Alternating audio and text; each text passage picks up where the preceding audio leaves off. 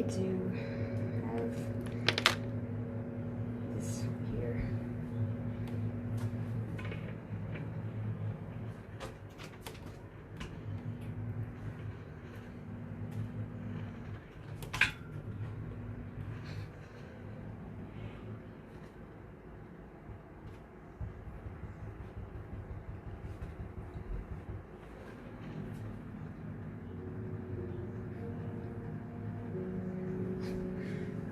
Okay,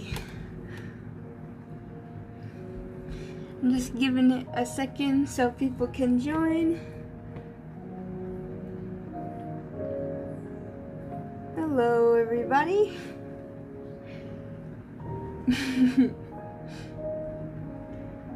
Welcome to the stream.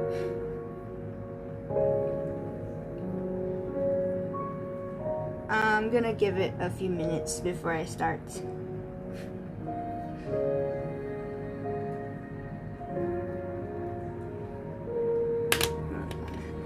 I gotta fix this.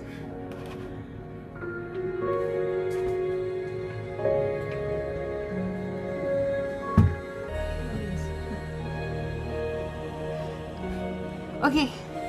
Hello. Can everyone hear me okay? Is the music too loud, too crazy?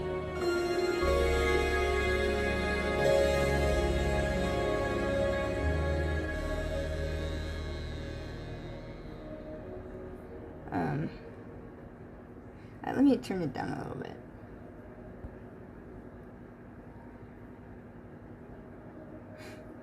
Minecraft music be like. Okay. Let me unshield. I don't have anything open right now, but welcome to the stream today. Today's gonna be kind of a sort of art tutorial slash process stream. I have been wanting to make a video like this for a while because some people have been asking me how I basically do things. And I haven't had time to really make a video on it, but I was like, I could just live stream it. And if you guys want to see anything in particular, I can just show you around. So, that's pretty much what today's stream is gonna be. Next week, next Saturday at the same time, I'm gonna do a stream for Ninjago Dragons Rising. So Ninjago fans, be on the lookout for that one. I'm kind of excited to talk about it, so. But today, yeah, it's gonna be pretty chill. So, how's everybody doing today? We good? What is, okay. I'm just trying to make sure that everything's set for the stream. I don't want anything to, like, break or go offline or anything like that. So. Okay, so first things first. I'm using a digital art program called Clip Studio Paint EX. I'm using the EX version. There's another version, a Pro version. I've never used that version before, but honestly, this is a very, very good program. I've been using it for a while, a few years. But I know a lot of you guys probably use other programs or are just working traditionally too. So, I just am gonna show you guys what I normally do. I'm not very good at teaching things, so I'll try my best to make sense. Clip Studio Paint is not free. It's pretty hefty of a price. But there are some really good free art programs that I have used. For example, Autodesk Sketchbook, or it's just called Sketchbook, I guess. It's got like a pencil logo. Is really good. I've used it for a good chunk of my digital art career, I guess. I highly recommend it for those who want to begin digital art. And it's got a lot of the fancy tools and features that I'm going to show off in this as well. So, first off, here's my setup. I guess I also kind of want to show that off. I don't know if you can see my little tiny circle pen, but I've customized my setup to be a certain way. I've got my tools, I got my tool settings, color wheel, layer settings, and of course a subview, which is really neat for reference images. As you can see, I like to use this when I have characters that I want to draw. So, okay, now that's all that's out the way. Let's start a new file. Just press new. Okay. So, one small tip about digital art files. You want to make sure that your digital files aren't too big. Drawing is like eating and breathing for me, so I make a lot of art. So I usually try to make my files under like 3,000 pixels. For now, I think just borderline 3,000 should be good enough for this. So I'm gonna call it tutorial, and boom.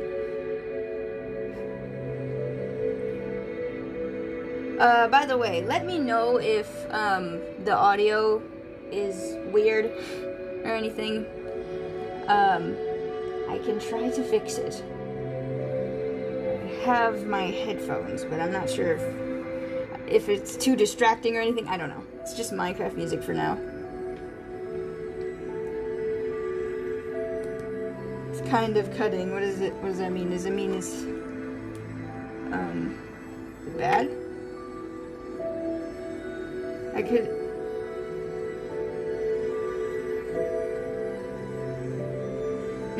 The video does get pretty blurry. That's because resolution for the stream gets really. If you go to advanced settings in the YouTube feed and just set it to the highest size, it should be good enough.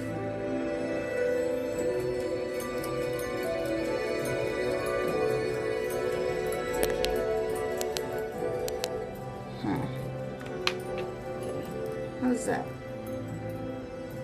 I'm trying to look at the display of audio as well. Okay. Just want to make sure everything's okay. I'm kind of stressing out a little bit, but hopefully everything should be okay. So, first things first. There's a couple of things I want to try doing on the stream to teach,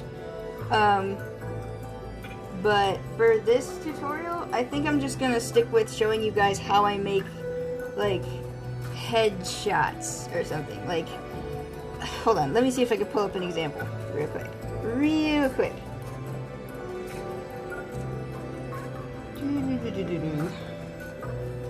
Just gonna kind of show you guys what I'm going to show on the stream. Come on, where's my files?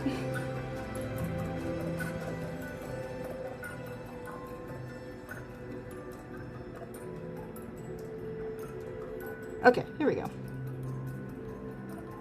So, here's an example of basically what I'm gonna try showing. This is Romeo from Minecraft Story Mode, and I'm basically just gonna kind of show how you can make stuff like this, as best as I can. So I can show you guys how I do the Minecraft head style, which is fairly easy, and I can also show you guys how I just do regular human heads. And yeah, hopefully this will be the end result. So first of all, I'm gonna start a new folder. And this folder will be for the finished character. So by the end of this stream, we should have a finished headshot of this character. What character would you guys like me to do? Preferably make it in Minecraft Story Mode or a Ninjago character. Any preferences? I'll just pick the one that I see first in the chat. So, Akita. Ooh. Okay. Which one? Human? Or actually, we'll probably just do human, because that's just a tutorial on how to do animals, honestly. And, do we want it to be a human character, or do you want it to be, just, okay. we'll do human Akita then for the sake of this stream. Let's see. Okay, so first I'll name this to Akita. So first things first, I'll teach you guys how to do a basic human head. I like to have my pencil, or the pencil that I'm using in Eclipse Studio Paint is called the design pencil. It's a generic like brush that you can find on here, but I like how nice it looks. I'm gonna make my color just like a desaturated version of a color. This helps to distinguish pencil from line art, which will be useful. So first things first, we're gonna start with a circle, as all art begins. And the circle doesn't have to be perfect or anything, it just needs to be a circle of sorts. For drawing circles, I like to use my whole arm and just move in a circular motion. If I tried just using my wrist and just staying in one spot and making a circle, it would kind of look like this, and it'd be a little tricky to get that soft and smooth circle-y flow. So I guess kind of a tip there for circles, just use your whole arm and move in a slow circular motion, or a quick circular motion, whichever works best for you. And that's all you really need to do, is just circles. So let's go to the Akita folder and just make a nice circle.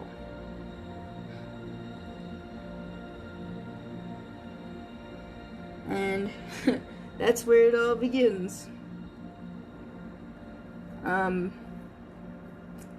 Next, you're gonna want to do the pose of the circle, I guess. This is where you do that one cross thing that most people do, like this. Most artists do this to dictate the direction of the head. So let me start a new layer and show you guys. Basically, you start a circle and then you make these two crosses.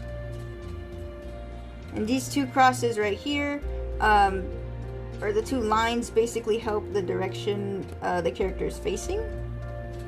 There can be different variations of the crosses. You can have one that's facing like this. You can have one that's facing like straight upwards like this. It really helps to show like perspective, I guess, or the direction of the face, right? Another thing that I like to do with direction is add like a disc, like a flat disc on the sides of the head. And this disc helps me to find the sides of the skull. Because a regular human skull is pretty, you know, flat near the sides, because that's where the sides of the heads are. So, just a quick thing. That's just a thing that I've done, though. I don't know if other artists do the little disc thing. So with that being said, I'm just going to have Akita looking like sort of a 3/4 view towards the screen. I'll have her be like in a more relaxed position, so the disc on the side of her face is going to be a little flatter.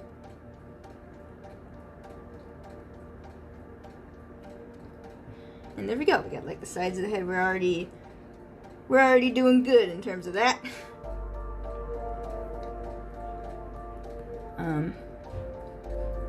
So with the Minecraft heads, this is like a bonus tutorial, I guess. Oh, hello. For doing Minecraft heads, it's literally the same thing. You make a circle, you do the cross, you make this circle-y thing, and just make straight lines from that. And then make a flat line like this. And there you go. You got the Minecraft heads. It's really easy. It's really simple.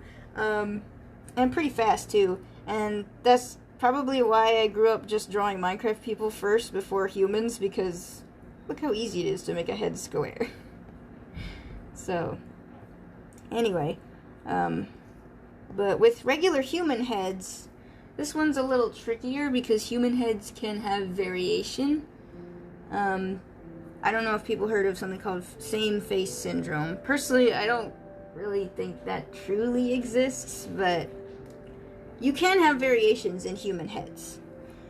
But it is a bit harder to figure out. So, let me show you guys. So, let's say we got our head, right? We got our head, we got our cross, we got our circle. For a human head-esque shape, you kind of have to think about a human skull just a little bit. You don't have to actually draw a human skull, but let me turn down the opacity of this to kind of illustrate my point. So I learned this in another tutorial, but to get a basic grasp of the shape of a head, kind of think about a mask. Like one of those theater masks, you know, the ones that are like super happy or something, like that. The basic shape of a human head kind of looks like this. And you can get a really good idea of what a human head should look like because of that. So let me do like a side-ish profile, for example. Here's the sides. So if we're doing that,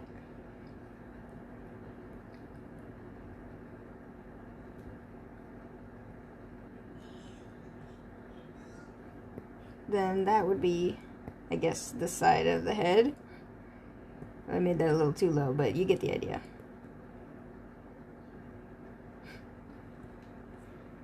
So that's kind of front view, side view, stuff like that. That's the basic general idea of what your head shape's gonna look like. So to make it look even more human, you know what? I'm gonna actually just do this over this one. You start up here with the top of the head, bend it down so it matches the forehead area. This is basically all forehead, top of the skull. Then right here in this area where you made that mark is where the cheek is going to kind of protrude a little outward. And then come all the way down till it meets the chin. Here's the jawline. Do the same thing all the way to the chin. And then right here, that's the back of the skull. And boom, human head. And as for ears, I usually just put like 2 circles right by the jawline area. These circles kind of protrude outward a little bit. But yeah, there you go. Human head. Whoa. And remember the guidelines, because they will definitely help in terms of figuring out where your eyes, nose, hair, and everything is going to start. So your head should basically look something like this. And the heads can all look different. They could be in different positions. Hold up.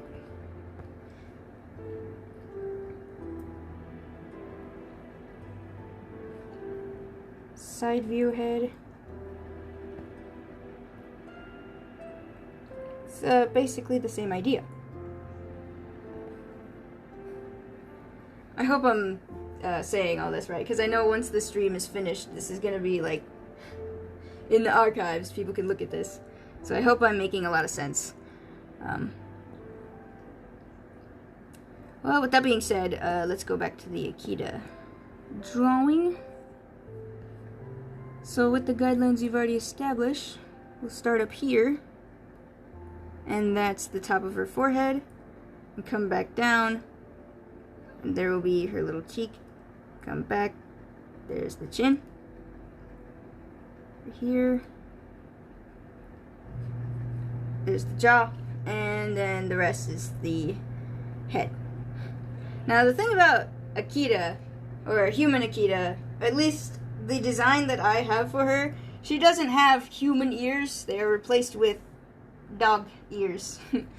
So that's the design I'll just be drawing because that's like easier. I don't really feel like drawing a massive hat on top of her, especially when this is a more human tutorial and not clothes tutorial that much. I don't know. But anyway, I'm going to reinforce the guidelines so that we can have these here for the next part. So this little arc right here that I just drew is the hairline, and this is gonna be, let me make this part right here. It's kind of an arc that goes across the head. This is the hairline, and this is basically, hair should not go any further back. Otherwise, you're just starting to go bald, basically. And this also helps for hair that, like, is propped up, I guess. It's a nice starting position. But, yeah. You can take that guideline and move it there.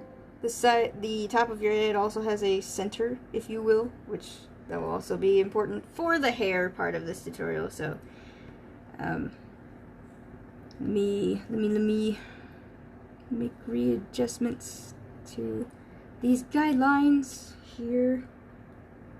Making them in different colors should help get a visual idea of what's happening. So, okay. So now we have our head. The ears are going to be interesting, but I've already showed you guys how I did human ears on this side. So for her dog ears, or her wolf ears, I guess, they will be on the top of her head, which is in the blue line area right here. So if we turn this off, basically it's going to be in this area. And this is where you basically make big triangles, like so, to sort of, I guess, have a guideline of where the ears are going to be. Just an idea. Hold up. Make this bigger. Okay. So now we have a basic guideline for her general head. Since this is going to be a sort of bust slash headshot thing, I'm only going to show like the top part of her, and that's it. We're not doing like a full body or anything like that. Mainly because I don't really have anything prepared for that. But so for this next part, it's fairly simple. We are going to draw the neck and the shoulders. So, for the neck, I don't really do much fancy stuff with it. Something you have to understand about human neck anatomy, I guess, if I can clear this out. So say you have a skull, right? Let me just draw like a basic head shape. You got your basic head shape right here. And right here is the side view profile. The neck is basically going to extend from the chin down like this in a curve, and from the back of your head curve like so.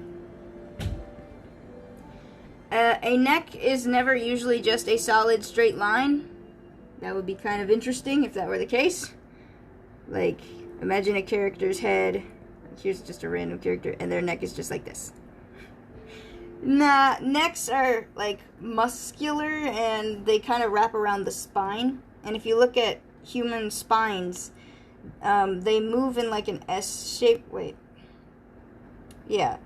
Human spines kind of move as an S. I'm trying to figure out which direction the S is, but yeah, it's kind of like this. So a neck is never really straight forward. So with that being said, if you're drawing a neck from a different position, let me make a quick head here. If you're drawing a head from a different position, the neck is just going to kind of extend as two curvy lines downward, like so. And it usually starts, most of the time, the neck starts right near where the chin starts. And depending on like how big your character's neck is, can be different variations in sizes too. So let me make one head. Here's one with a more thinner neck. And then here's another character.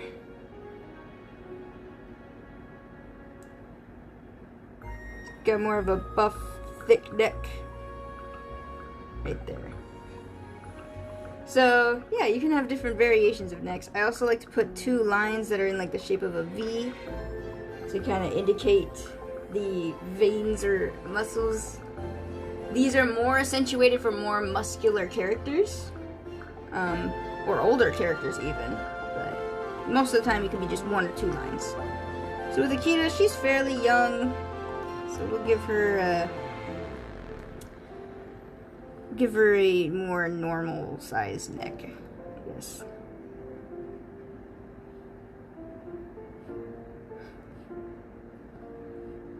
Another quirk that you might see in most of my art is this weird thing where I make a massive, massive shadow right here. And this is just kind of to show, I guess, perspective, because your head will cast a shadow over your neck. Your neck isn't some, like, extended tube that goes into your head. It's part of your flesh, part of the flesh of your head that kind of curves down. So, I hope I'm making some sense with this. I'm not used to doing this. But, hold on, okay. So, now is the shoulders, and this one is fairly simple. So, first, let me draw like a front view head to kind of illustrate my point. So say you have your front view head, right? And then you got your neck, comes down. The shoulders, the farthest the shoulders should ever extend, and this is highly depending on the size of your character, should really be by the sides of your head, like this. So the shoulder area starts like this, and it kind of slants downward. Never a straight line. Once again, never a straight line. It kind of curves in with the neck. And then let me also draw the ears of this character. Because the ears, this line right here, is where the shoulder blades, or like the shoulder tips, I guess, will start. And the shoulder tips are like more rounded and kind of jut outwards. And it can pass the line, honestly. Once again, highly depends on the size of your character. But, yeah. So, that's all you really need to know about shoulders. If your character is big and muscular, then let me try to make a example. Just a really quick head. If your character is big and muscular, like has a really thick neck, buff neck, then the shoulders are probably going to come and extend far out there, and the head can still remain the same. It's basically just a bigger body. And the same thing goes for a more thinner character. Make a simple, really quickie head. For a thin character, more thinner shoulder, more smaller shoulders. Same thing. Variation. All fun. Feel free to like experiment as well with your own artwork to try new things with the shoulders. For different shots of the head, like different positions or side views, the rule kind of still remains the same. Don't extend any further than those lines. And you don't have to put those lines necessarily. It highly depends on, once again, like the shoulder position of your character could also be different. Your character could be one of those characters that have their shoulders extended upward, downward. Feel free to experiment. So I'm going to make the 2 shoulder blades. This is like the clavicle bone or something, and that is to indicate where the chest will start. So, and since this is a headshot, I'm going to kind of stop the body right there and make a little like curve right here. So this is what we'll be officially working with in terms of the body. Now we're going to get to my favorite part, which is the face. Facial features, facial expressions, all of those things are my favorite parts of drawing. So, with the face, oh boy, how do I try to demonstrate this? Let me try drawing just a regular face, regular head. Most of the time with art, I have gotten so like used to the process, I'm pretty quick at it now, that I just immediately go straight to making facial expressions before anything else, like before the body and all that stuff. I just do that first a lot of the time. But yeah, let me make a regular head face. Okay. So there's the ears. This is just gonna be regular human.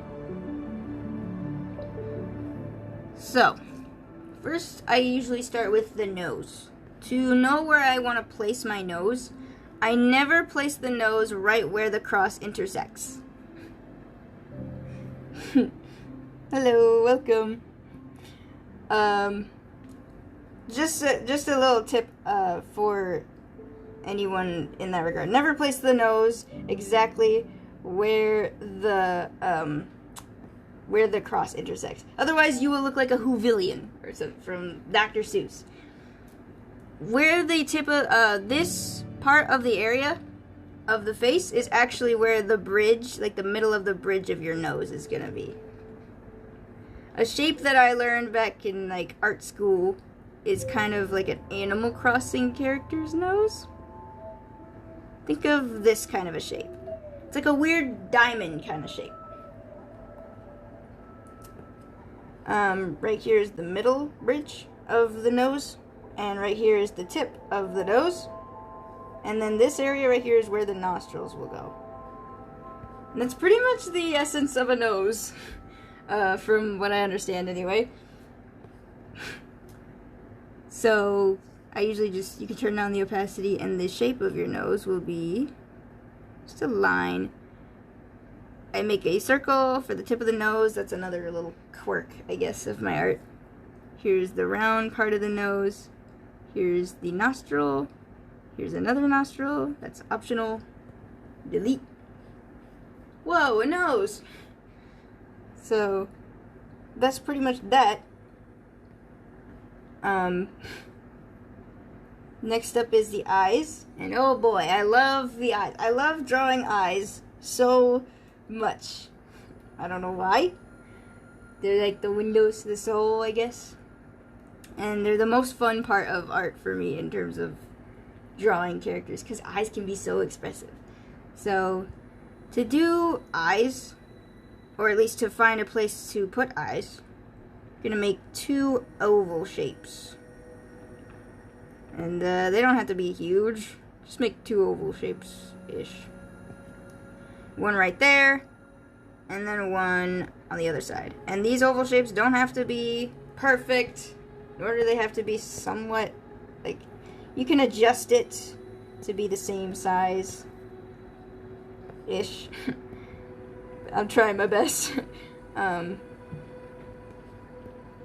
But yeah, these 2 ovals right here are going to be kind of where you are going to... I'm trying my best to explain it. This is where you'll basically place the eyes, basically. Long and the short of it. It's the same thing with the nose bone structure that I showed you. You just place 2 big eyes. Your eyes comprise of 2 different shapes. One top lid of your eye, the bottom lid of your eye, the iris, and the pupil. That was an extremely quick eye, but just know that eyeballs are never really shaped like perfect circles. I mean, some eyeballs could be perfect circles, but the top lid of your eye usually has this kind of curvature near the, like, what's it called? Like this, the part that connects to the bridge of your nose. I don't know body parts very well. I flunked anatomy class, but yeah. This part right here, that part, the part that you like pinch, I guess. That's where eyes usually connect from. And then the bottom part of the lid does the exact same thing. And the top lid is usually also thicker than the bottom lid as well. And this is just to show that the top lid has more skin. This little line I put right here, there's a little line at the top. That line indicates the lid of the eye, because your eyelids are important. They're like shields, I guess, for your eyeballs.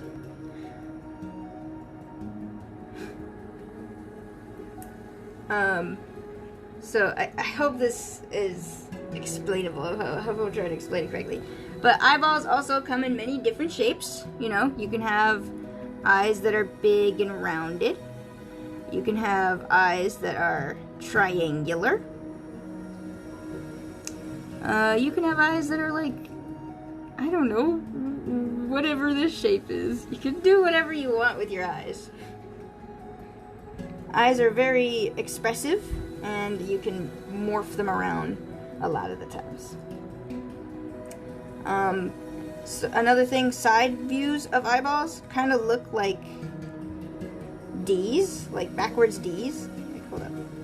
Or no, they kind of look like really weird D's, I guess. Really morphed letter D's. But the lenses kind of are more triangular. And there's like the lid of your eye. There's the eye, and then here's the iris. And something to note about pupils as well. Pupils are inside of your eyeballs, right? They never usually come outwards like this. They're never flat outwards like that. They're inside this jelly protection layer. So to make the eyes look more in-depth and real, if depending on the positioning of your character's eyes and where they're looking, the pupils will usually be at the farthest side of the eyeball, I guess. You see what I'm talking about? And if an eyeball is like looking directly at you, it's usually right smack dab in the center. This makes the eye look like a literal eyeball that's moving around in the socket, because your eyeballs would look like this. So I don't know. I love eyes. I draw eyes a little too much. As you can see, there's a lot of eyeballs on this page. So back to this little guy. With the structure, we'll just make the top of this eye his lid, and then the top of this eye his lid. The bottom's right here, the bottom's right here. You're kind of getting an idea, right? So now turn this down. Oop. Start a new layer. Make that little arc that I told you about. The top lid, same arc. Bottom lid, connect it. And there's the line. And to cheat, if you're doing this digitally, just copy and paste the eye that you just did. Free transform it or warp it, and then flip it around, and then just kind of stretch it around. I do this all the time because I still suffer with drawing eyes inconsistently. They're different sizes. I still don't know how to master that with traditional art. I'm not very good at it. Still not very good at it, but I guess a lot of practice and redrawing eyes over and over again will definitely help with that. Practice, practice, practice, everybody. It will help you. So now we have eyes. We'll just kind of make the eyes go like looking this way. Remember, the pupils go on the far right. boom, eyeballs. Eyeballs of a person. And we'll get into how to make the eyes look zesty, I guess. That's the right word. In like the later parts of this tutorial. But you can just put like a little circle for the eye shine. Eyeballs! Yay! So, next would be, I guess, eyebrows, which eyebrows, usually reside, if I can use a different pen for this one, usually reside up here. Right in this area. This top area is morphable. Think of it like a massive unibrow and how you would position the eyeballs. So this line is like for passive eyebrows. Let's make a line for more angry eyebrows. Angered eyebrows would kind of arc towards the bridge of the nose. Angry. Maybe another one. There's super angry, which is like almost devious eyebrows. Just using this line and always starting it near this area is really helpful. You can have surprised eyebrows. Using this line really helps to show basically where you want your eyebrows to be. That's a lot of chaos right there, but this dude looks pretty passive, so his eyebrows will just be a regular slant.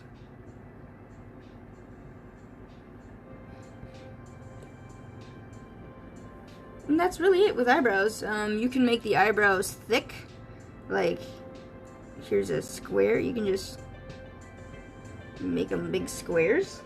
So there's some thick square eyebrows. You can also make big bushy eyebrows, which is just like adding spikes, honestly. You can do all kinds of things with eyebrows. Get creative. Try different things. You could even try, I don't know, mystical eyebrows or something. This guy's got the mustache eyebrows.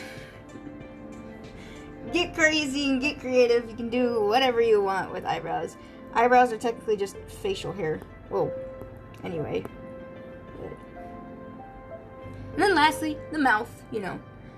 Mouths, I kind of just do like the anime style of mouths where it's like split down the middle. This kind of thing. You see that all the time. I don't know why. I guess I just like the way it looks. It looks passive and nice. But really, it's just it's as simple as a line. I like to put more thicker dots near the ends of the lines to show that there's cheeks. You know, the cheeks are being kind of moved around, almost, if that makes any sense. But that's the essence of a face. So let me just, going back to Akita here. We're kind of slowly making a version of Akita. I'm going to turn this down and make her nose. There's the tip of the nose. I usually just make a circle. Here's the little round area. Here's her nostril. Here's the bridge. I'm going to be right back. I'm going to grab an image of Akita real fast so I can remember how I did her eyes and everything.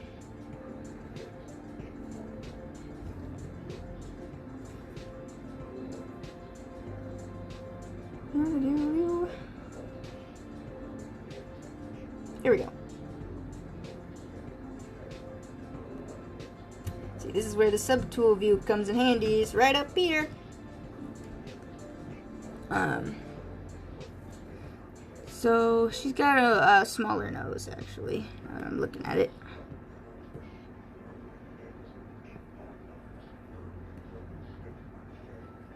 So bring this right down here.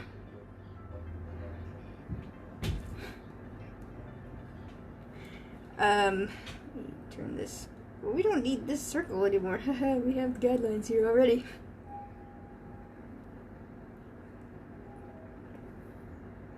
So her eyes have a bit of a more triangle-esque shape, or more like almond shape, sort of. So with that being said, think of the shape of an almond, almost, with the positioning of her eyes. Hold on. Why do they call it almond, you ask? Because you know what a regular almond nut looks like? Looks like that, kind of. Like, you know, shaped like that. So just take the almond nut and rotate it. There you go, almond-shaped eyes. I'm gonna clear that out. And she has 3 eyelashes. And I should have also told you all about eyelashes as well. So give me a sec and I'll... But can you see what I'm doing with these eyelashes at least? Something to note about eyelashes that I totally forgot to share. Let me draw an eyeball.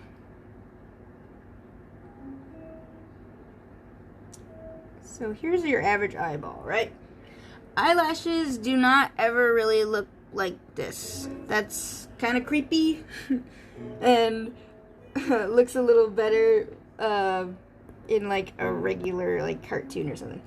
For more realistic eyelashes, they are like small hairs that kind of extend outwards from the lid, and they are meant to protect the eye almost.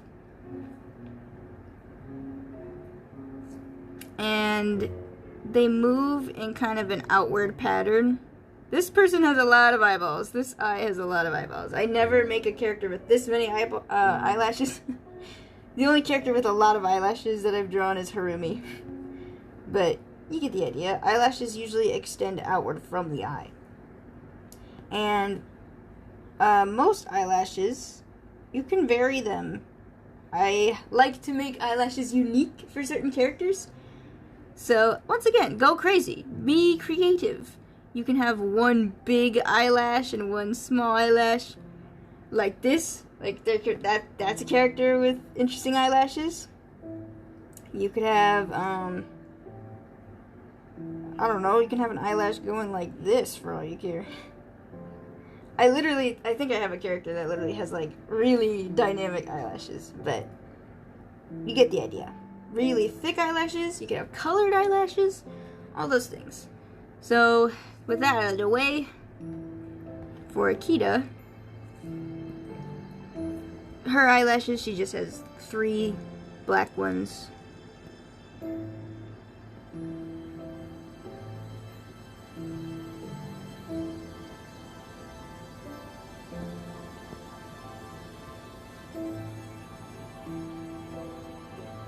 Kind of tilt this around, make sure it's even. There we go. So there's her eyes. We'll give her 2 eyelids right up here. I imagine her face being slightly passive, so, you know, no stress under the eyes like this. No, nothing like that. She's relatively happy. Here's another short tutorial about eye expressions. Eyeballs that are relatively happy and smiling, like genuine smiles, the bottom lid is going to kind of go upwards just a little bit, and you can put a little crease mark underneath, because when you genuinely smile, your cheeks go upward, so it kind of pushes up against the bottom of the lid. And to also show that they're happy, I like to put like little blush marks there too. And of course, eyebrows really help with the expressions as well. This eye looks pretty happy. Like they're smiling, like yay.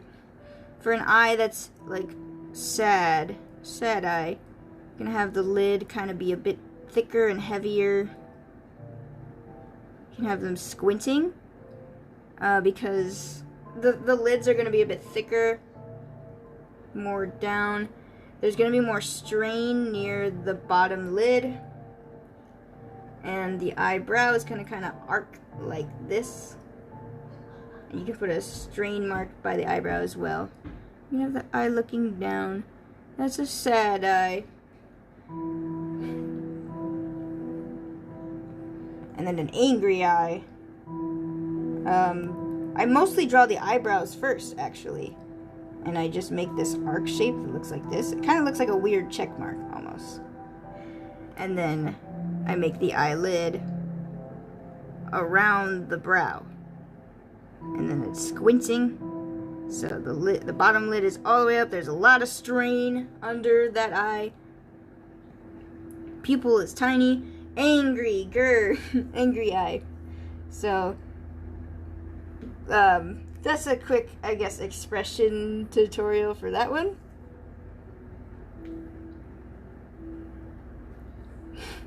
I feel like I could do a lot better with tutorialing, but let me give her eyes. So she'll be looking off to the side.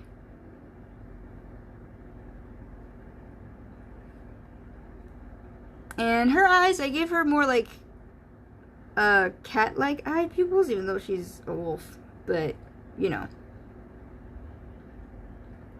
This is just a stylistic choice. Pupils can vary. A lot of pupils can be different.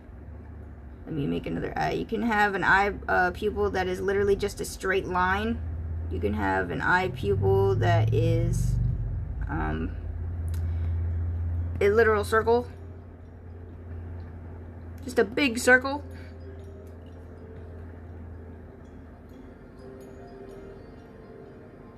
You can have pupils that are literally like squares if you want to. Do whatever you want with the pupils of your eyes. Get creative. Once again, variation is cool.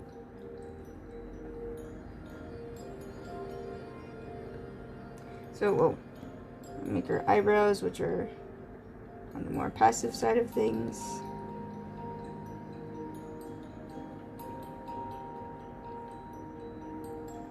And then we'll make her smile.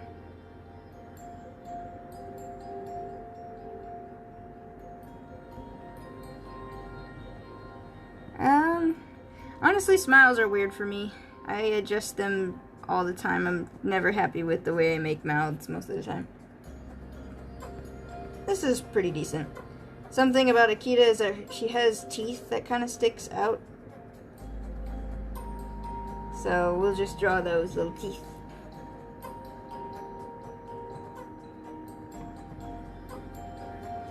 So, yeah, there's her face. We can also add her little details sketch too, so those little cheek markings.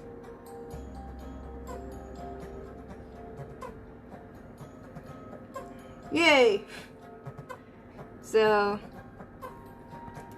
let me, I'm not happy with this.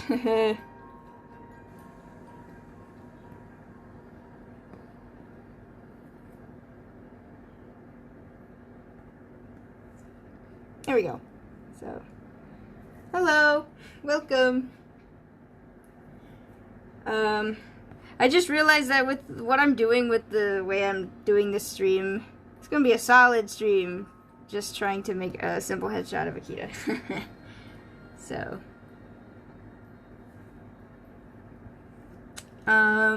now is the more interesting part, how to do the hair.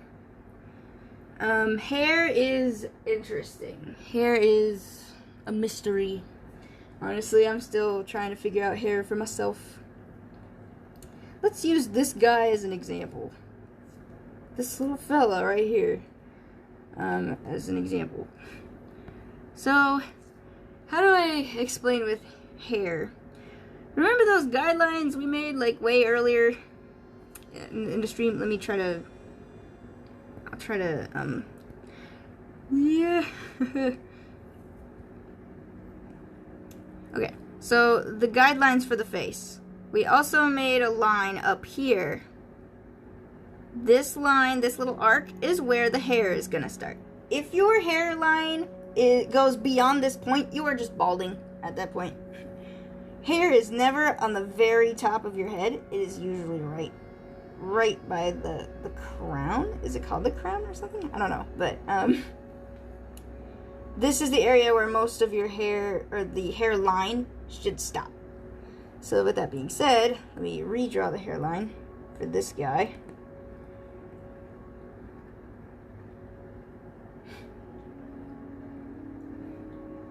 And yeah. So now with the hair, I'm gonna make it a different color. You can start anywhere. You can use like a circle to indicate the starting point of the head, and it can start literally anywhere. For example, I will try drawing male Jesse's hair. The way I do male Jesse's hair, the starting point is right here. I usually start right there and just make all the hair extend outward from that place, right? And the same thing, if your hair starts right at the center, at the top, then all the hair is going to extend from that place as well. If it's right here, it's again, extends from that place. And all the hair is basically just going to flow outwards from that specific spot. So you got to make sure you know where it is. You know what I'm saying? So, for this guy, let me try just doing, whoa. So let me make that Jesse hair again. For the texture of hairs, don't draw each individual strand of hair. Never draw each individual strand of hair. That is difficult and will look uncanny, basically.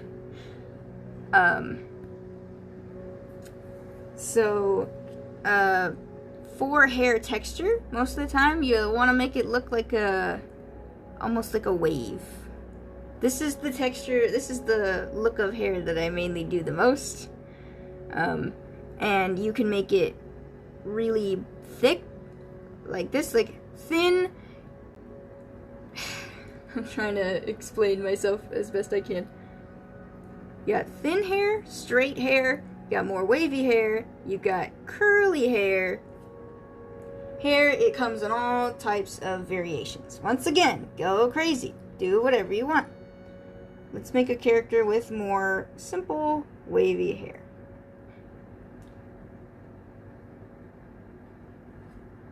Kind of reminds me of the way I draw Lloyd, or the way I used to draw Lloyd back in the day. It was just this simple. So that's really just the shape of the back of the head, almost.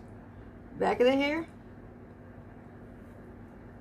For the hair that rests on the hairline, you'll need, like, you can have hair that's being brushed backwards, like this. So that's hair that's, like, brushed backwards. You can have another starting point to show where hair will flop over the face. Like so. Just play around with all those, like, floppy lines, and you can add more floppy lines all over the hair as well to indicate the flow and movement of the hair. And that's really about it. That's the best that I can say. There's your wavy hair. I'll try to make straight hair.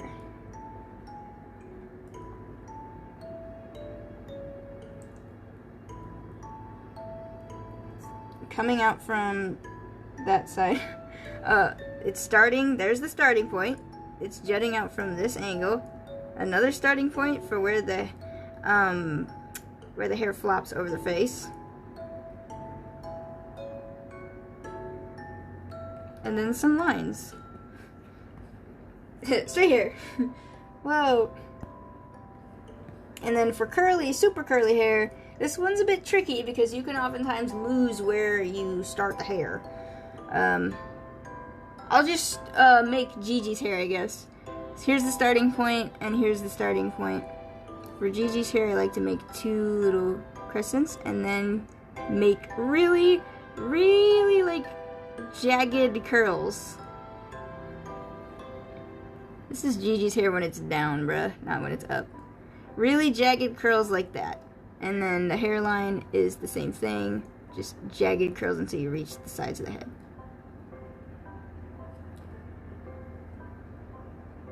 Curly hair. Oh, so that's the general idea of hair. thank you, Mr. Testman, for helping us with that. So, with Akita's hair, she's got this thing where, and I pull a trick on the viewer's eyes a little bit, but oh, there's the guidelines, huh? Which is useful. Let me turn those down a little bit. I pull a bit of a trick on the viewer's eyes to kind of make it look like Akita's ears are inside of her head, when in reality it's just kind of attached to her hair. Start a new layer. So the starting point of her head, her hair is back here. And it turns into like wavy bangs.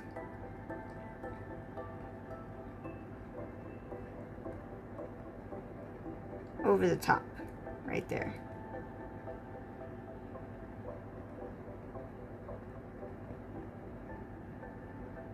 And then the rest of her hair going downwards almost hides the fact that she doesn't have human ears. Little bangs right here.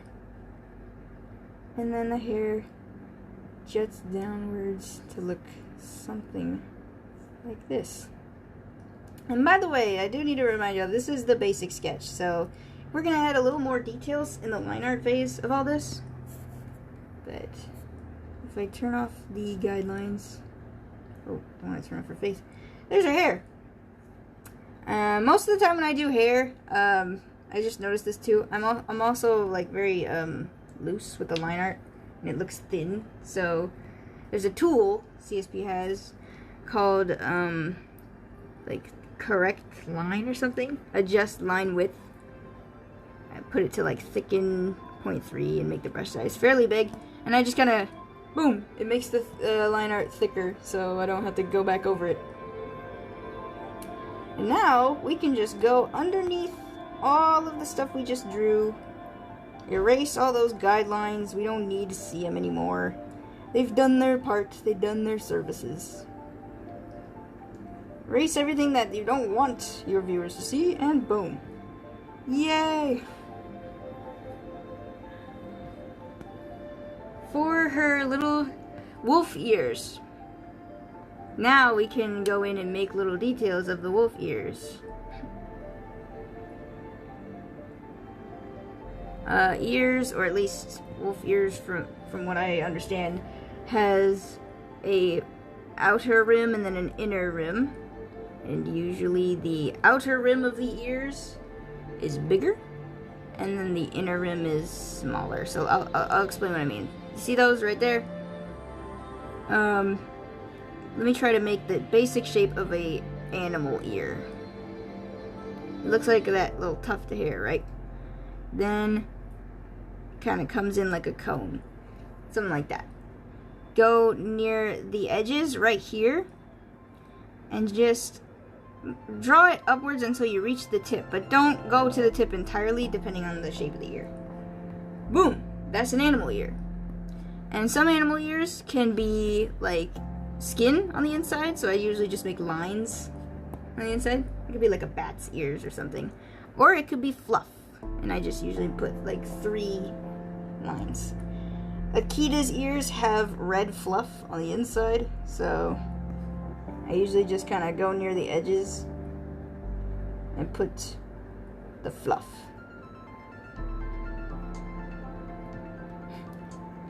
There you go, you got Akita's ears. And we are literally almost done with the sketch. So, yeah. I'm gonna take a quick stretch. Sketching never usually takes this long for me. I'm over-explaining, or maybe under-explaining, I'm not sure. But I'm trying to explain my process, and usually sketching takes like maybe 10-15 minutes, depending on how detailed the sketch is. So now we'll make Akita's clothes, because we don't want to forget that step. So I turned down the opacity with clothes. Something you need to understand with clothes. They are never pasted down onto the body unless it's a literal bodysuit. That usually never happens. So with clothes, it's best to have the clothes kind of extending outwards from the body. So like say for a jacket, for example, the jacket will be out of the shoulders. It won't follow the shoulders lines. It'll be outwards of the shoulder like that. Any robes, for example, with robes I like to make those extending lines. Akita has a robe. She's got 2 extending lines. It's kind of like a rectangle like this. The inside of her, like the shirt line, it's like a little arc.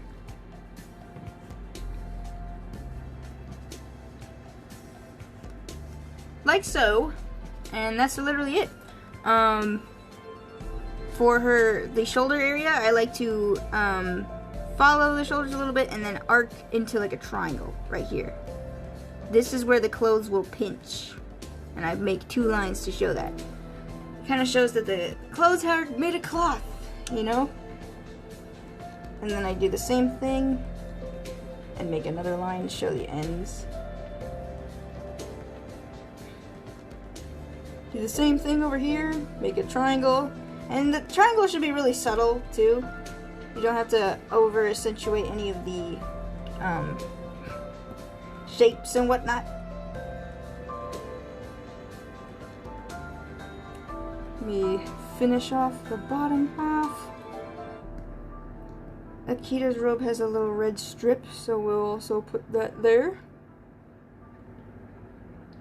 And that's about it. I once again thicken the lines because my line art is never thick enough, but erase all the lines you don't want people to see.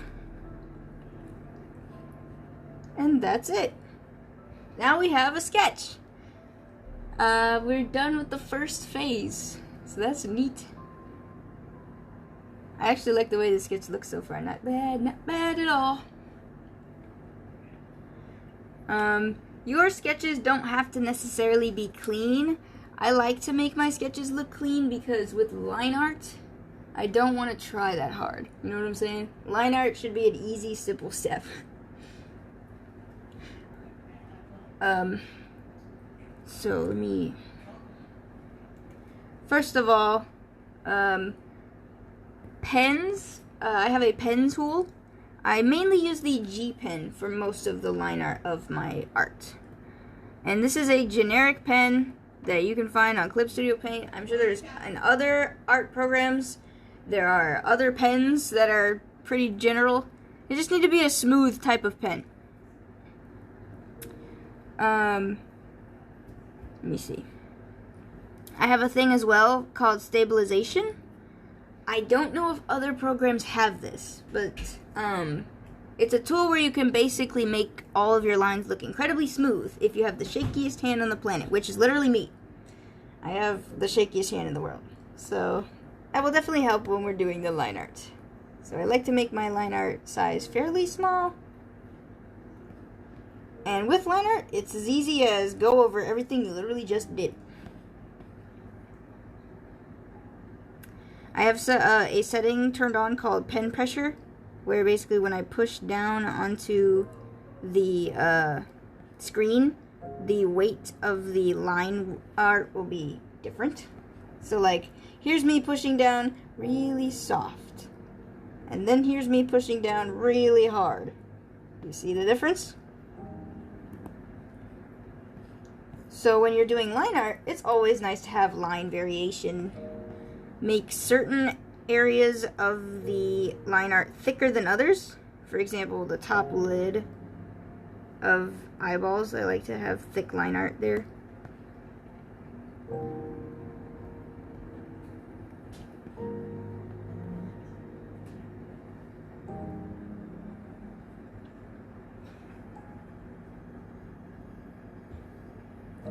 And then thin line art for things like underneath the eyes, little markings.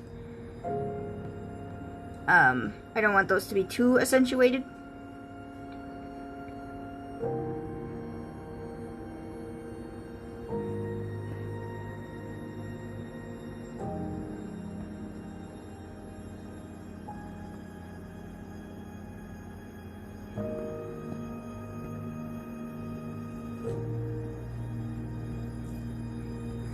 So yeah.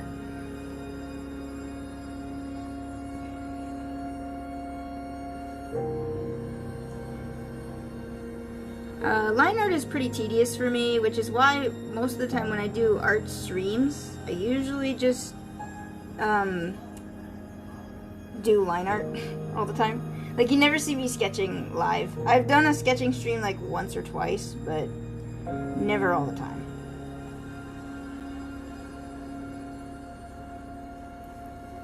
Because line art is it's more boring, I guess. I don't like line art as much as I should. I feel like I could like line art a lot, but I just don't. So I'd rather do it on stream.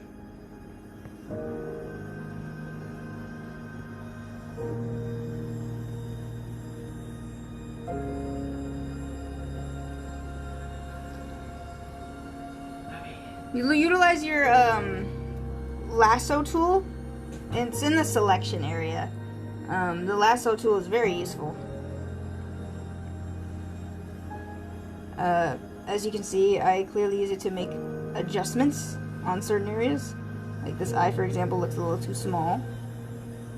I also like to turn off the sketching layer and the line art layer oftentimes to see how am I doing, how's it looking, does it look good, does anything look disproportionate, because that can happen a lot when I'm sketching.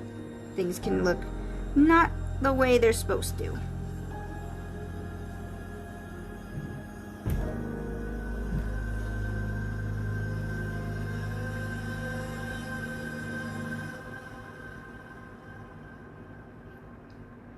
Her little teeth. And we're just gonna save her face markings for the flat color portion of this, because something I don't know if you noticed this, but like if you look, there is no line art for her little face markings, and that's intentional because I want it to look like it's a part of her skin almost. And most of the time with line art, if you line art I guess a feature on a character's face that's supposed to be a part of the skin, it might take away the illusion. It might make it look like it's like a sticker or something that's on their face, when that's not true at all.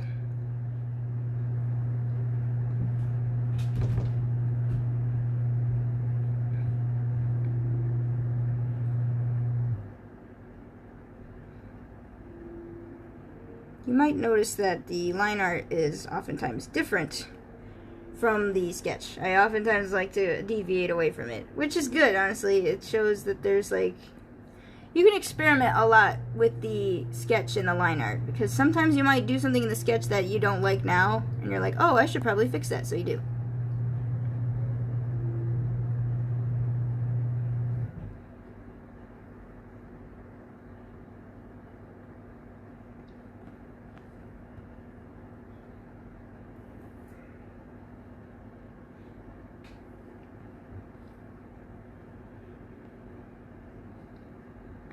I'm gonna cheat here again. I'm just gonna select the ear.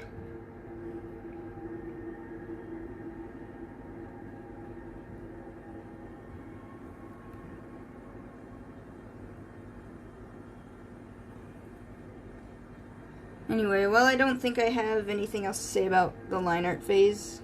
I guess I can just start general conversation. How you guys doing? It's a pretty boring phase, this part.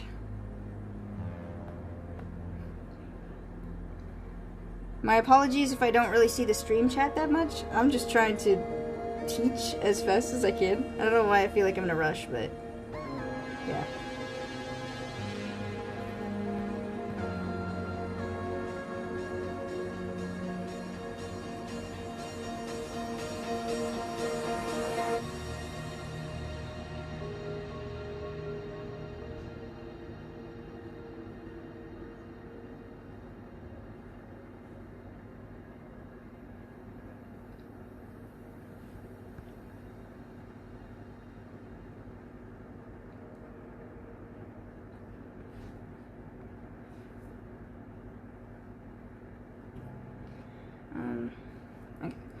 Well, almost done, I think.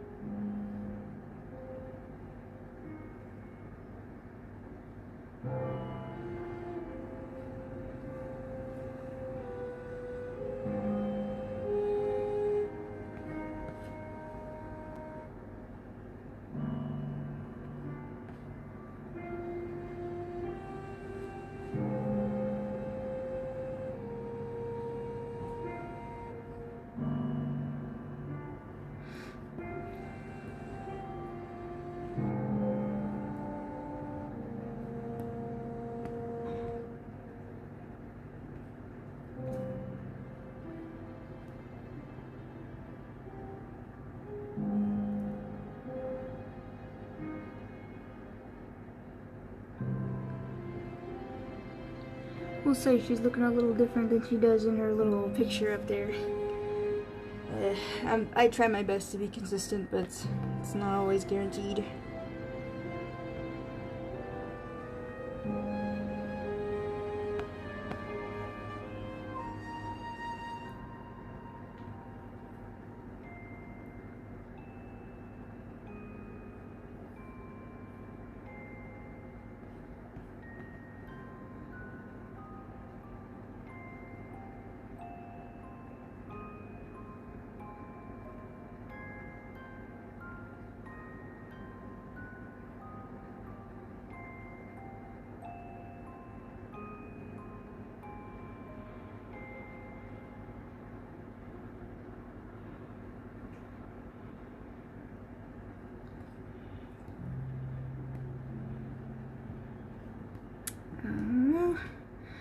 Erase all that.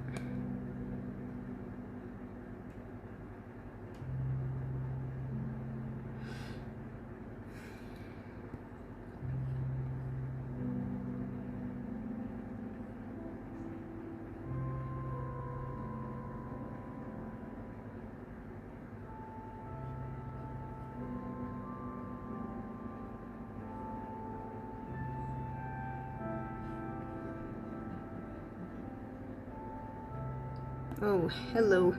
My lines are so wonky. Grr. The struggles of being a digital artist is just pressing the undo button like 5 million times.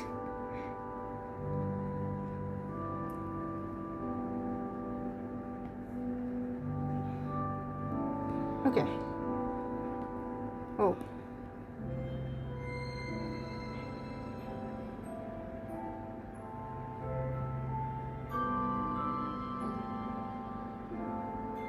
Another thing to note, make sure all of your lines are connected. Because we're going to use the fill tool a lot with the coloring part of this. So if you want any parts to, if you don't want any colors to get into certain areas, make sure all your lines are connected. But I think we have everything down. Yay! So now we're gonna get into other stuff. Now we're gonna get into coloring. Oh boy. Okay, so coloring is interesting, highly depending on what you're doing. This is really the digital part of coloring. What I like to do is, first, there's a little lighthouse icon right here called Set Reference Layer. Go to your line art and press that button. And basically what that's going to do is it's going to make your line art a reference layer, which will be important for when you start coloring. There are two tools that I have for this. Right up here is the auto select or the magic wand tool.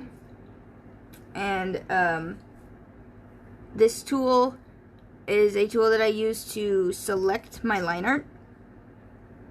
And if you zoom in, the selection goes inside of the lines, right inside of the line art.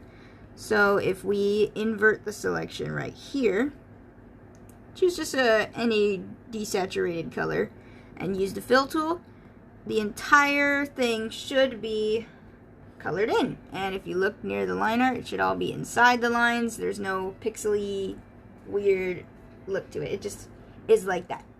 Another tool that I have, and this is mainly for making animatics too, but I like to have a solid color for my characters, but selecting each layer and using the wand tool is way too tedious. So instead I just make the entire line art section a reference layer, and I use this little cupcake tool.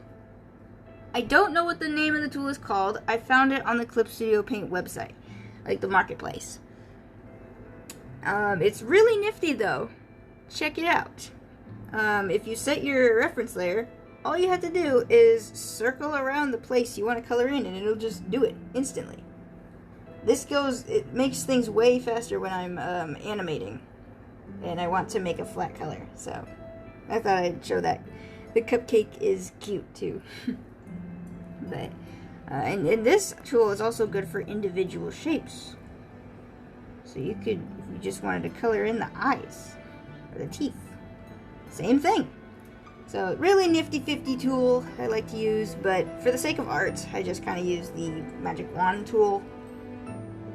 Simple, easy.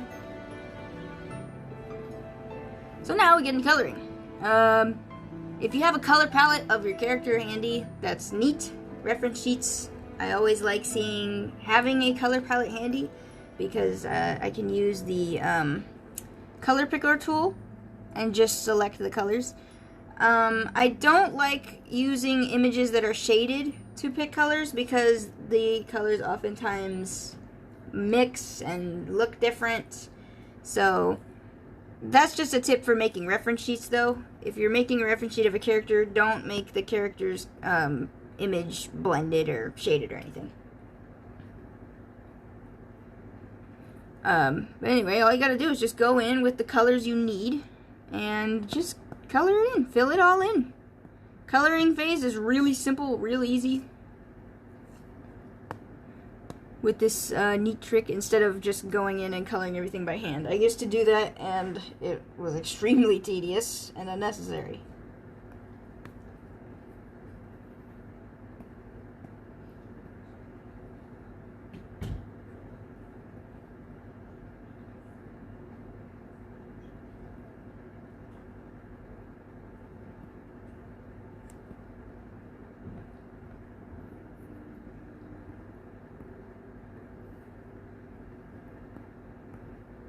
I'm just kind of going off of memory with her colors. I don't think this is accurate by any means, but it should be good enough. This should be fine. Oh, I forgot her eyes are, I made her eyes like a deep red.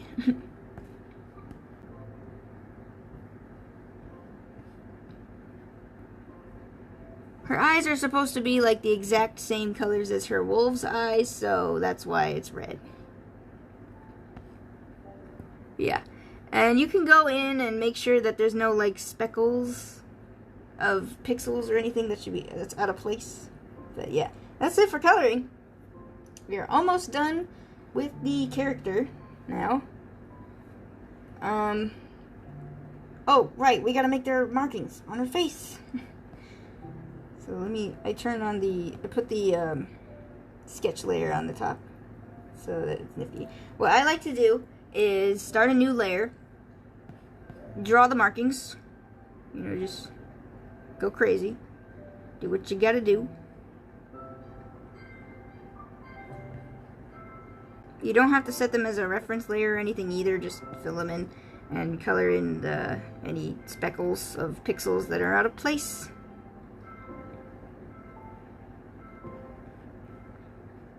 Let me adjust them where I see fit.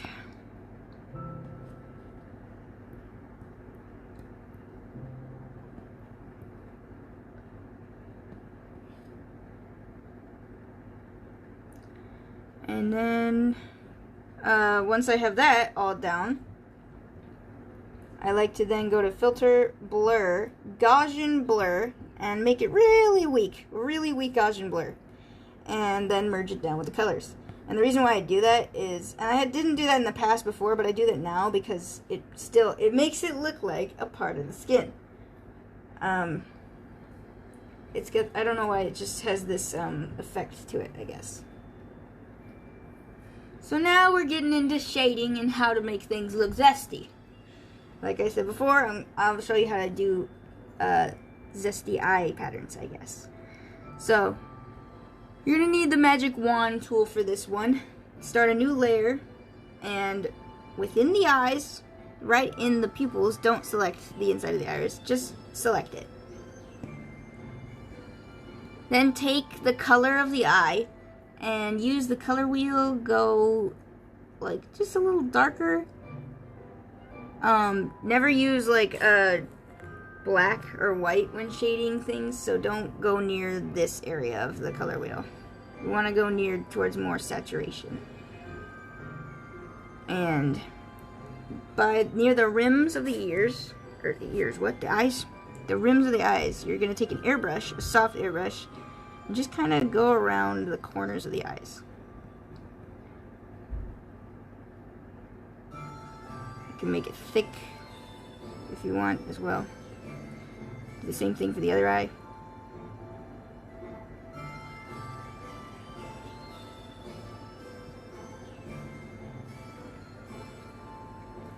Then, to make patterns, what you're going to want to do is make your airbrush a little smaller. Start near the bottom and make little arcs, little rainbows almost. Arcs, rainbows, and make those arcs just going across the eye, like so. You can make them big or small. Just have that little arc-y shape. And make it go all across the eye. And it mainly is going to follow around the rim of the eye, so this empty space right here will just also kind of add those textures.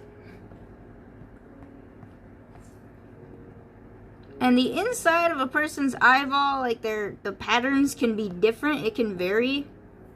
If you look up like Google images of really close-ups of eyeballs, you'll see what I'm talking about. Like, it's got a very unique pattern. Eyes are very unique. So, and it doesn't have to be perfect either. You're just kind of lining everything out. Then you're gonna go back into the eye. Make the brush super big and just kind of go across of it, like so. And since Akita's eyes are fairly large, we're going to do that arc thing again, except more subtly, in the parts that we missed. In any empty space, just kind of, oh wait, wrong way.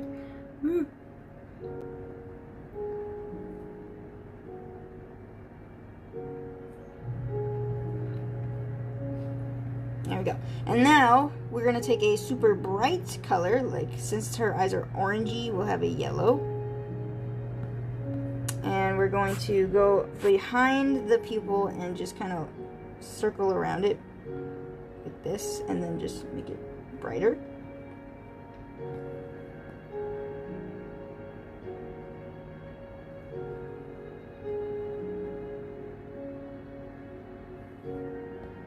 And then we're gonna make it small, and then add like little circle-y shines of that color across the bottom parts right here. And then it, once you finish that, just kind of go from the center of the eye pupil and make like big lines. I'm trying to, hopefully trying to make some sense of this, but this is kind of the general idea of what I do for the insides of eyes.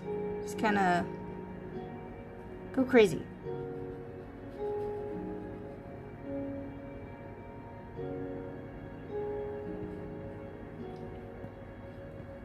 Now she has very detailed eyes. And then you just kind of merge the layer down. And that's it. That's all you gotta do. Whoa.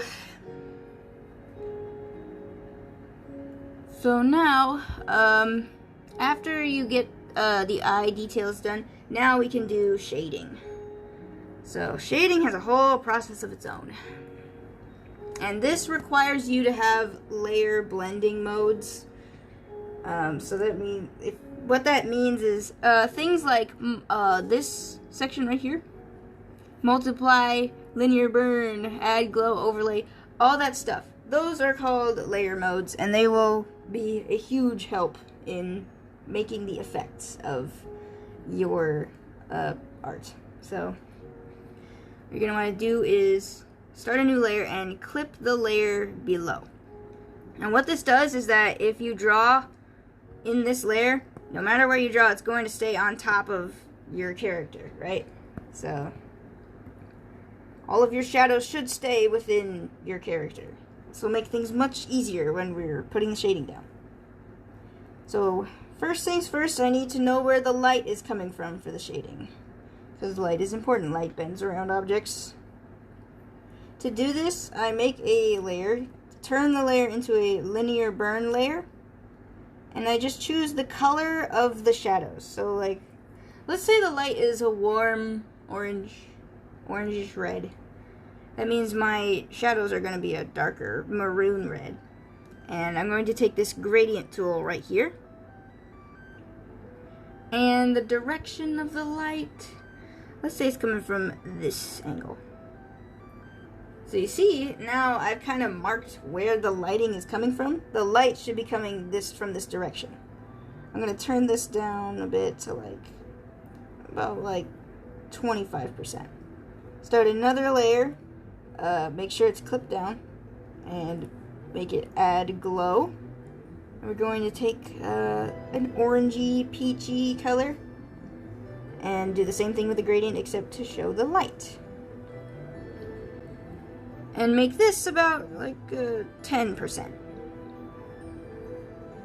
This is just a general idea and will make the character look like they're really truly being hit with a colored light of sorts. I do this with all the headshots most of the time.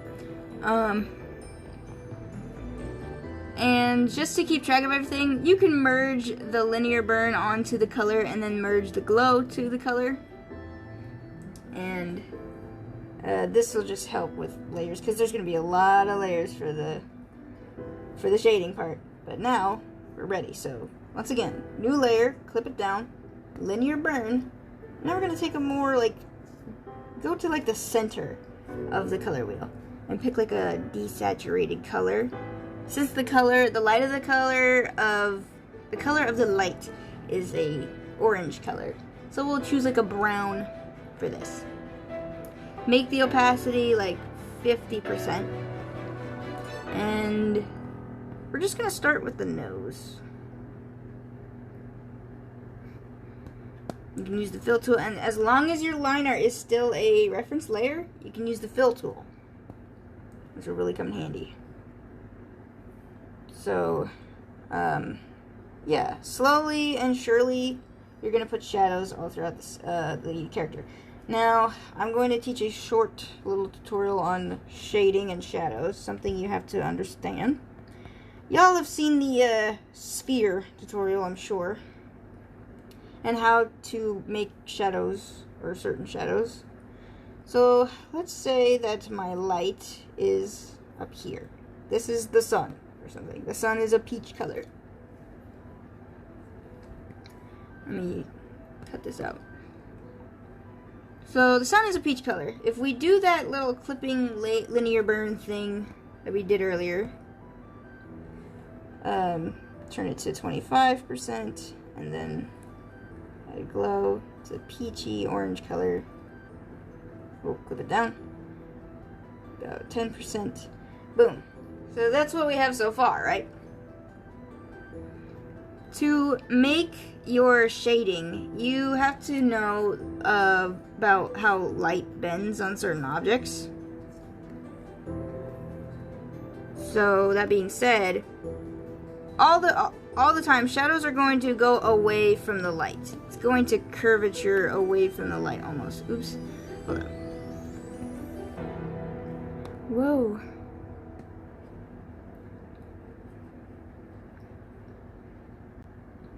Shadows are always going to curve away from the light. Shadows do not like light. Alright? So, with that being said,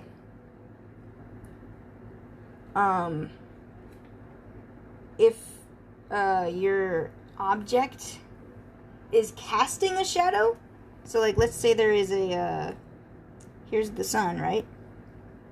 Let's say there's a little bar sitting on top of the ball. You're also going to have a shadow that kind of mimics that. You know what I'm saying?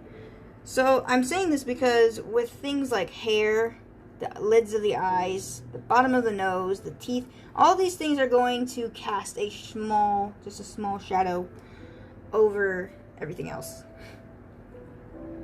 So back to Akita. Let me get my color back. Things that will cast shadows will be the lids of her eyes. So this will be shaded. This part will be shaded. This part will be shaded. And also highly depending on where the light is coming from, will also depend on the placement of the shadow. The sun seems pretty far away from Akita, so I'm going to have the side of her head be shaded, so it'll look somewhat like this.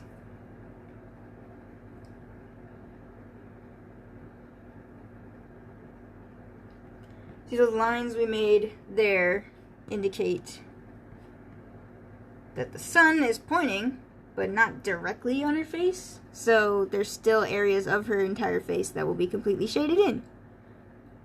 Same thing for her neck. And then the same thing for her clothes as well. See how all the shadows kind of like are moving away from the sunlight? It adds this 3D depth effect as well. And then objects more closer to the sun will not have as much shadows on them. They will still cast a shadow to some degree, like the nose right here will cast a shadow because it's jutting out from the face, but you know, it won't cast that much of a shadow. Same thing for the eyebrows, underneath the eyebrows, that also will cast a shadow. Her bangs are gonna cast a shadow.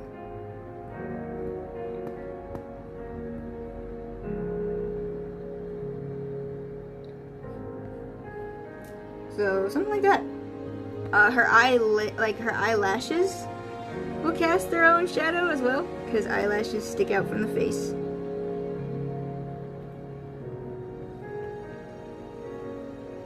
These are all done to make sure that the character looks like you can believe that the character is getting hit with light. Same thing with the hair, man. This little part of the bang's going to cast a shadow over this part. Hair that's on top of other hair is not going to show up in the light.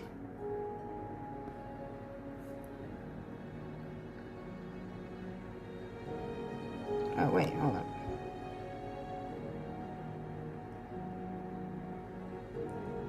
I also like to make a little triangle-esque shape for things that are hit with light, but are still in the shadow realm, if you get my drift.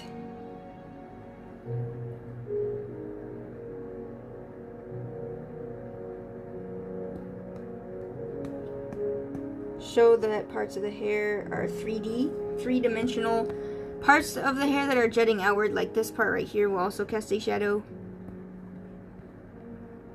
Anything that's basically jutting outwards and aren't being hit to some degree will cast a shadow.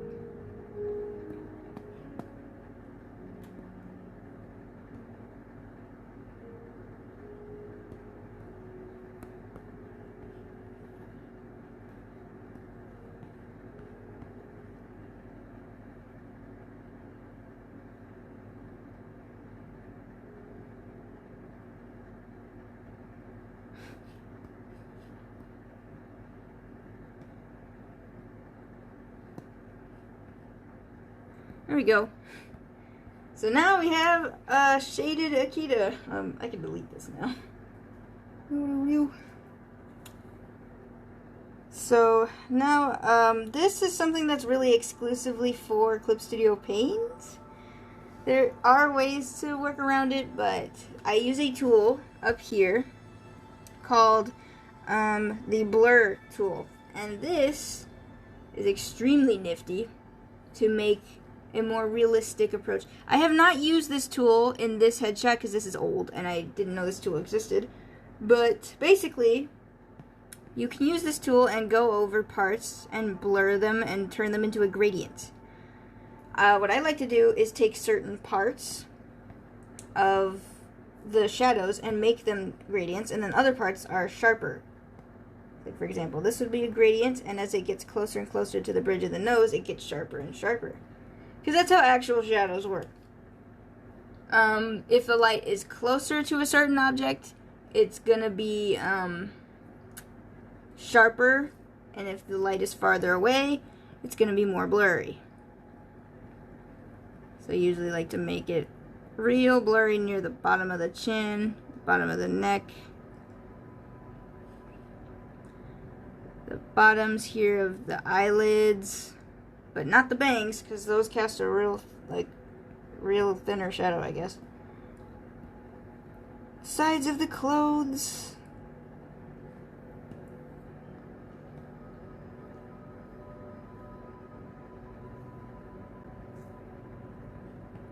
Sides of the hair. Sides of the triangle parts of the hair. Don't blur everything, just blur only small specific parts.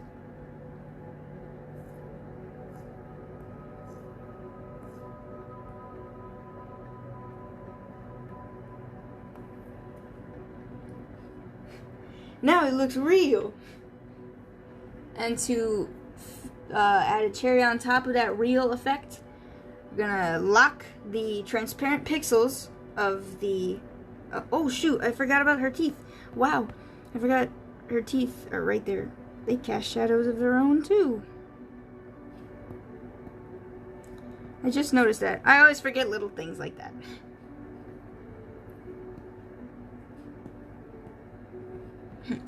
I'm goofy like that.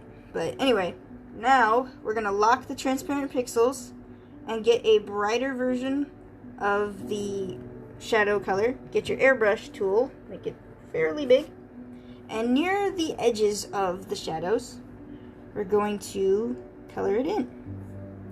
Just near the edges, only the edges. And why we do this is because in real life, shadows have a saturated effect near the edges of the shadows, because I guess light bends that way.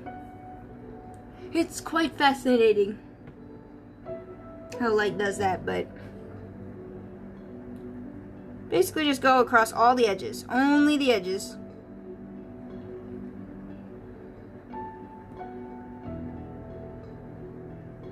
Sometimes the color is going to appear better on certain objects and not on others, but that's okay.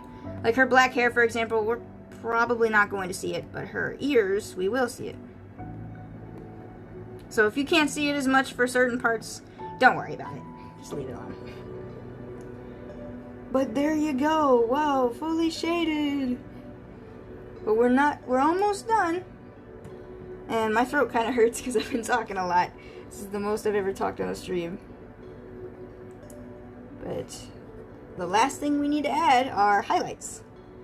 So we're going to start a new layer on top.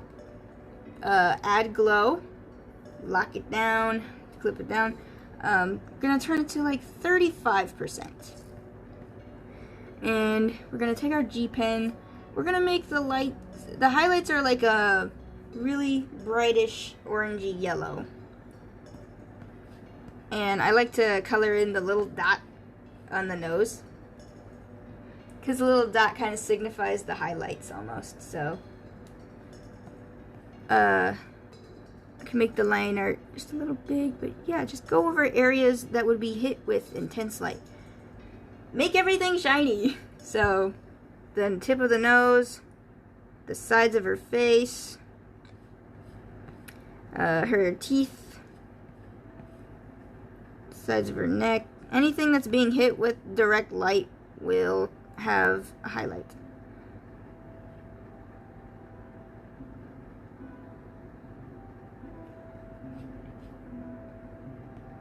And you don't have to go crazy with the highlights. Just, again, go on the places that are being directly hit. And that's all you really need to do.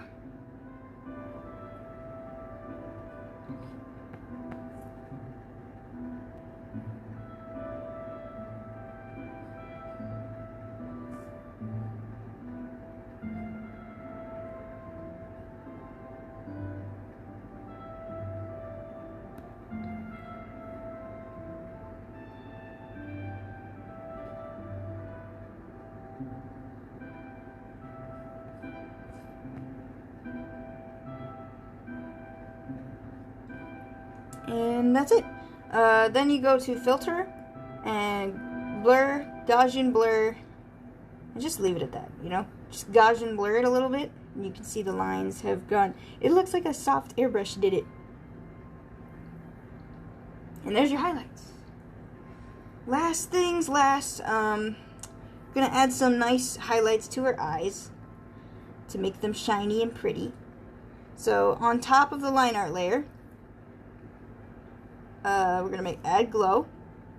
I'm gonna take a airbrush, make it fairly small, and with the same highlight color, we're just gonna make a arc that follows the line of the shadow a little bit, kind of like this.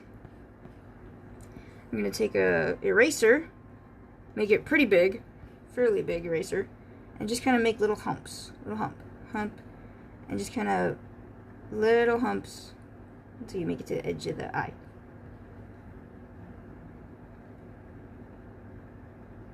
And this is to give that effect that the eyes are indeed made of liquid, and liquid shines.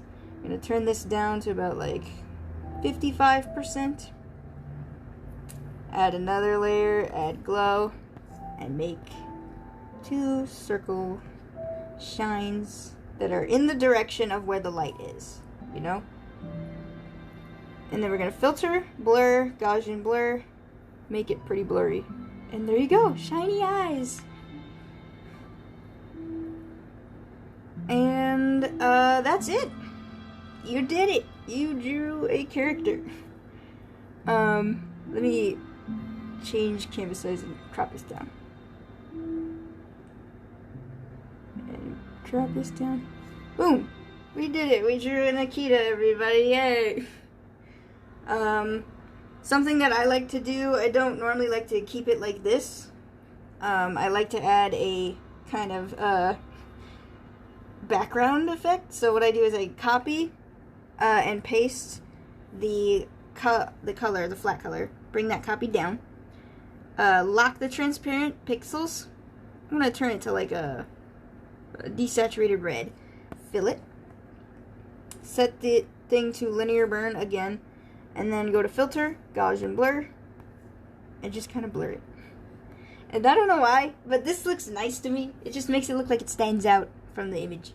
So, Viola. Yeah, that's it. That's how you draw a character, I guess. And when you're done with the image, you can go to your, gallery and edit it, you know, go to filtering the art just a little bit, tweak it around. Always nice to play around with that kind of stuff. Oh shoot, a nifty trick you can do is that if you go to the color layer, go to edit, and if you go to tonal correction, color balance, this is a neat trick that I like to use. And I use this the most whenever I'm working with characters that are in certain scenes. Like, let's say your background is like green, and you need your character to look like they're in a green room. You can turn it all the way to green. Make their color palette tinted to green. So it's kind of like, let me make a background, for example. So let's say Akita is in a dark red room with some red, like, light coming from somewhere. We can take her color, go to tonal correction, go to color balance, and just adjust it to be a bit more red and magenta. So now it kind of looks like she's blending in with the background a little bit. I didn't have to do anything to her character, so you can do that. Same thing for if, let's say, if we go to tonal correction, you can also do hue, saturation, luminosity. You can change the color like that too. Let's say, yeah, let's go back to green. Let's make her green. Tonal correction, color balance, green. You can make characters blend in super easily like that. So I do that the most whenever I finish an artwork piece. I'm going to make this background more like a reddish yellow, because that's the color of the light right now. So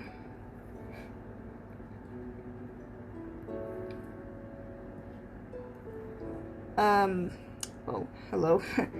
Tonal correction, color balance, yellow, red, boom. And that's it. That's all you gotta do. Now, as every artist should, start a new layer and sign your work. And I started signing my works on the inside of my works now because I don't want people like stealing my art or anything like that, so kind of paranoid like that, but just sign your work and there you go. All done. So, oh boy, that was interesting, but I hope you guys found this somewhat encouraging, somewhat informative, I guess. I've never done something like this. Hopefully in the future I can do something a bit more professional, I guess. But yeah. Thanks for coming to the stream today, guys. I'm gonna head out now. I need to get a drink of water. So, thank you guys for coming. Bye. I'm gonna save this.